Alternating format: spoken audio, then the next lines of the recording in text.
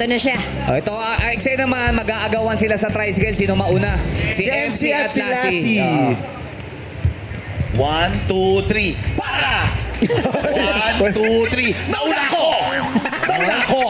Nauna ko pumara dyan. Hindi, ako nauna. Wait. Huwag kayong mag-away.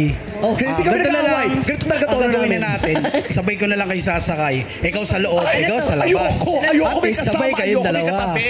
Sir, hindi naman kasi kami pareho ng pupuntahan. Oo. Ako ang unang pumare.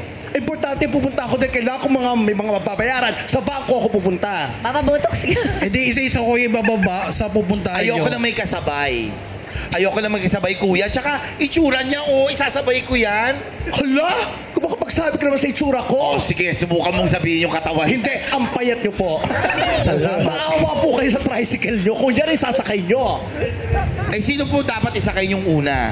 Isabay kayo Di sabay na lang kayo. Kasi pares kayo sabay nagsalita. Hindi kasi alam sino mauna sa inyong dalawa. Hindi ako mauna, sir, kasi sa iba ako pupunta. Ako rin po magpapabotox pa ho kayo. O ganito na lang, magtatawag ako ng isang kasama ko, maghati na lang tayo. Hindi, ayaw namin magtawag. Gusto namin dito sumakay. Gusto ko dito sumakay. Ako rin, gusto ko to. Hindi pwede, kasi mag-aaway lang kayo dalawa ganito para na kayo nagsabay. Hahatiin na lang namin. May kasamaan pa naman ako. Gusto nyo, doon ka sa isa. Ayaw namin doon sa kasama. Sir, ganito na lang. Kayo bumaba, ikaw mag-drive, hatid mo ko. Mas maganda. Pwede po ba yun? Para walang Ano pang problema. bayad, charot? Hatid mo ko. Sumarot. Haircut! Sumagot, charot. Balik na tayo sa studio.